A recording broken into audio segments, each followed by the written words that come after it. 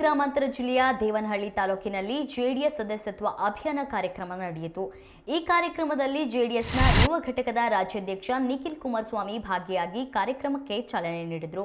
ಈ ಕಾರ್ಯಕ್ರಮದ ಮುಂದಾಳತ್ವ ವಹಿಸಿದ ಮಾಜಿ ಶಾಸಕ ನಿಸರ್ಗ ನಾರಾಯಣಸ್ವಾಮಿ ಕಾರ್ಯಕರ್ತರೊಂದಿಗೆ ನಿಖಿಲ್ ಕುಮಾರಸ್ವಾಮಿ ಅವರನ್ನ ಅದ್ಧೂರಿಯಾಗಿ ಬರಮಾಡಿಕೊಂಡರು. ನಂತರ ಸುಮಾರು 30,000 ಜನರು ಸದಸ್ಯತ್ವ ನೋಂದಣಿ ಮಾಡಿಕೊಂಡಿದ್ದಾರೆ.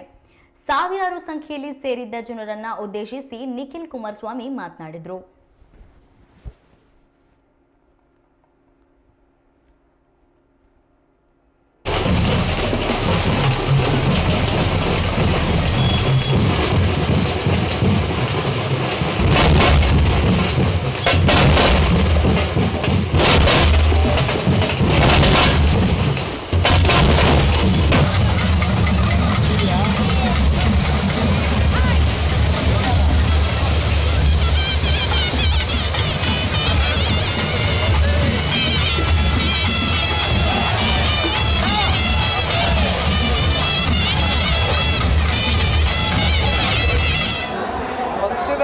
ಕಡೆಯಿಂದ ಈಗಾಗಲೇ ಸದಸ್ಯತ್ವ ನೋಂದಣಿಯ ಅಭಿಯಾನ ಕಾರ್ಯಕ್ರಮ ಕಳೆದ 1.5 ತಿಂಗಳಿಂದ ನಿರಂತರವಾಗಿ ಸಾಗ್ತಾ ಇದೆ.